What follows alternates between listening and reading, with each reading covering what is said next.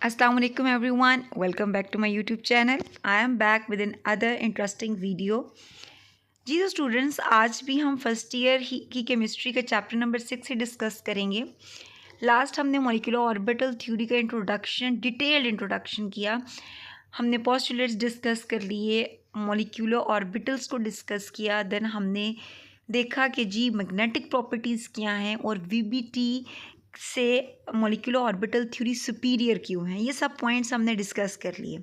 But मुझे ये लगा कि जी हमने बॉन्डिंग और एंटी बॉन्डिंग मॉलिक्यूलर ऑर्बिटल्स पे सही से रोशनी नहीं डाली, तो आज हम सिर्फ और सिर्फ डिस्कस करेंगे bonding and anti bonding molecular orbitals के दरमियान डिफरेंस।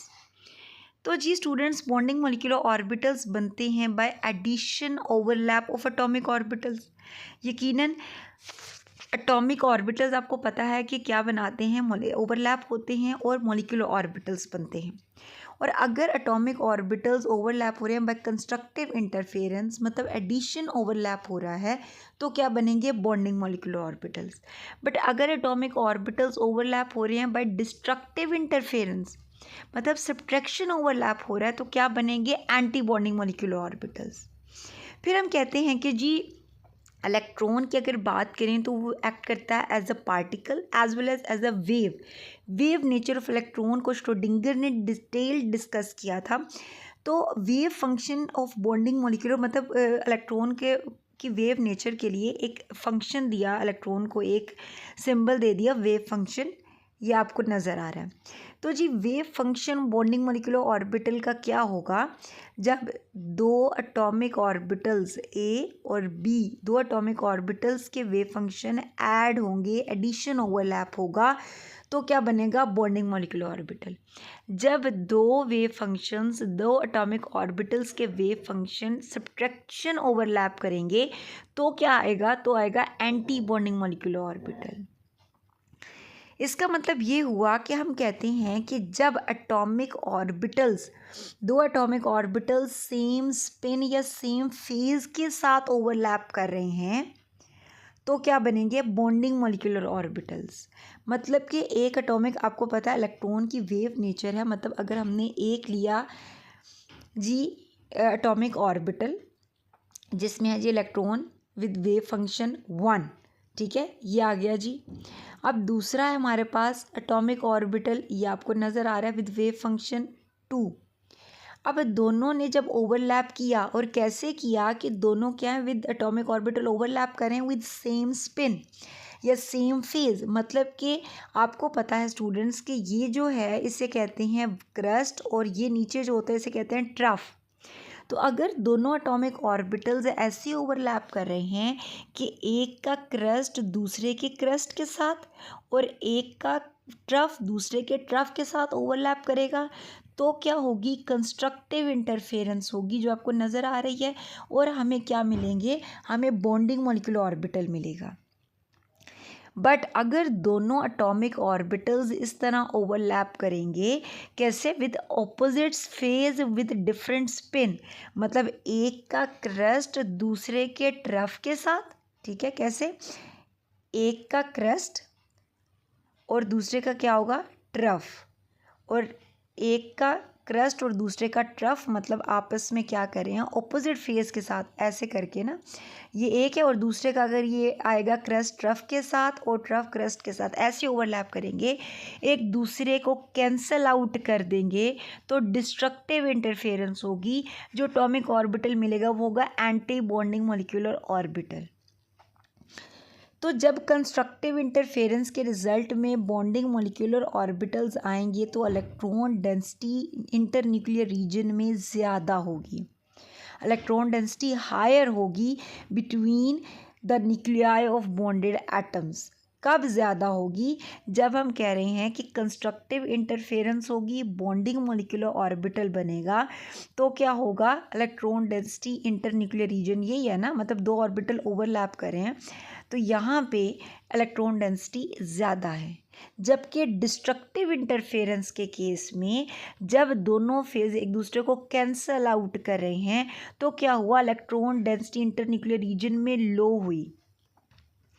जब दोनों एक दूसरे के दोनों फेजेस एक दूसरे दोनों एटॉमिक ऑर्बिटल के फेज एक दूसरे को कैंसल आउट कर रहे हैं, तो देखिए इंटर न्यूक्लियर रीजन में नोड क्रिएट हो गया। नोड वो पॉइंट होता है स्टूडेंट्स जहाँ पे इलेक्ट्रॉन डेंसिटी ज़ीरो होती है, मिनिमम होती है, बहुत कम होती है। Clear is that. अब अक्सर आप लोग कंफ्यूज हो जाते हैं जब आप लोगों ने एटॉमिक ऑर्बिटल से मोलिकुलर ऑर्बिटल्स बनाने हैं। तो देखिए एटॉमिक ऑर्बिटल दो थे, ओवरलैप हुए, जो बॉन्डिंग मोलिकुलर ऑर्बिटल बना दरमियान में इलेक्ट्रॉन डेंसिटी ज़्यादा है, जबकि जो एंटी बॉन्डिंग मोलिकुलर ऑर्बिटल बना तो यहाँ पे नोड है। ये देखिए एक न्यूक्लियर दूसरे न्यूक्लियर दरमियान में इलेक्ट्रॉन डेंसिटी साइड पे है ज़्यादा, तो दरमियान में क्या है, इंटर न्यूक्लियर रीजन पे इलेक्ट्रॉन डेंसिटी मिनिमम है। क्यों? क्योंकि हमने अभी देखा कि दोनों जो एटॉमिक ऑर्बिटल्स थे उनके फेजेस एक दूसरे को कैंसल आउट कर रहे हैं। तो होगा क्या, यहाँ तक बात समझ में आ गई। तो क्या होगा कि अब बॉन्डिंग मोलिकुलर ऑर्बिटल में इंटर न्यूक्लियर रीजन में इलेक्ट्रॉन डेंसिटी ज़्यादा थी, तो अट्रैक्टिव फोर्सेस डोमिनेट करेंगी, बॉन्ड फॉर्मेशन होगी, जबकि एंटी बॉन्डिंग मोलिकुलर ऑर्बिटल जाएंगे towards repulsive forces, bond breakage की तरफ। समझ आ रही है?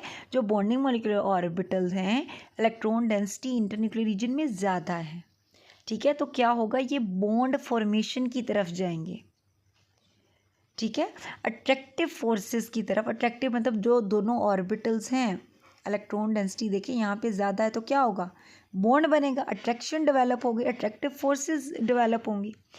जबकि एंटी बॉन्डिंग मोलिकुलर ऑर्बिटल जो बना, इसमें क्या था, इसमें तो इलेक्ट्रॉन, क्योंकि स्टूडेंट्स बॉन्ड किसके दरमियान बनना है, बॉन्ड बनना है जी दो इलेक्ट्रॉन्स के दरमियान, मतलब एक ऑर्बिटल का इलेक्ट्रॉन और दूसरे ऑर्बिटल का इलेक्ट्रॉन ओवरलैप कर रहा है।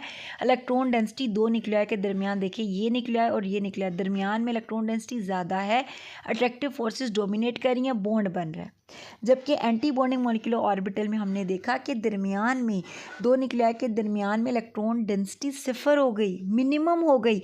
जब इलेक्ट्रॉन डेंसिटी नहीं है तो बॉन्ड कैसे बनेगा, तो यहाँ पे क्या होगा कि दोनों न्यूक्लियाई एक दूसरे को रिपेल करेंगे, न्यूक्लियाई है ना, एक दूसरे को क्या करेंगे, रिपेल करेंगे, रिपल्सिव फोर्सेस डोमिनेट होंगी, तो anti bonding molecular orbital lead करेगा टुवर्ड्स बॉन्ड ब्रेकेज।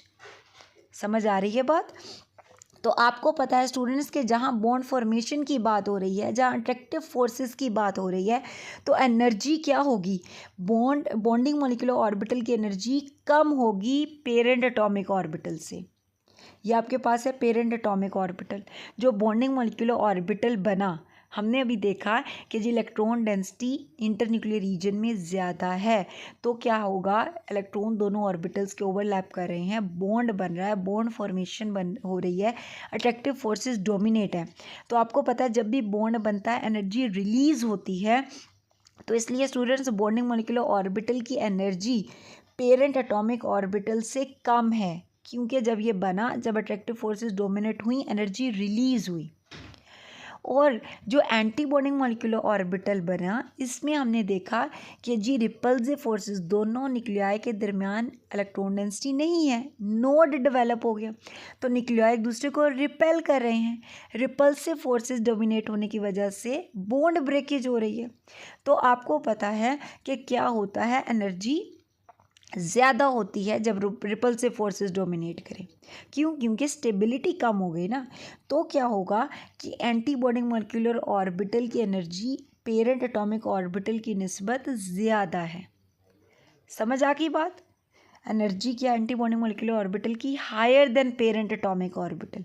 और अंडरस्टूड है कि जब एनर्जी अगर कम है बॉन्डिंग मोलिकुलर ऑर्बिटल की, तो क्या होगा, ज़्यादा स्टेबल होगा। और एंटी बॉन्डिंग मोलिकुलर ऑर्बिटल की एनर्जी ज़्यादा है तो कम स्टेबल होगा।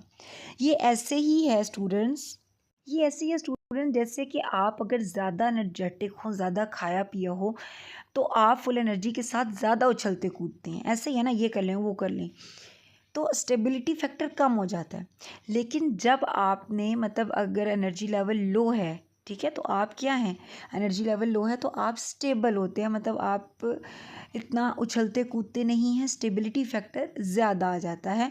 तो यही बात है, जैसे कि अगर हम बच्चों की बात करें तो आपको पता है बच्चे ज़्यादा उछलते कूदते हैं, ऐसे ही ज़्यादा एनर्जेटिक होते हैं, तो वो लेस स्टेबल होते हैं, ज़्यादा मतलब अनस्टेबल ज़्यादा होते हैं, मतलब ज़्यादा उछल कूद रहे होते हैं।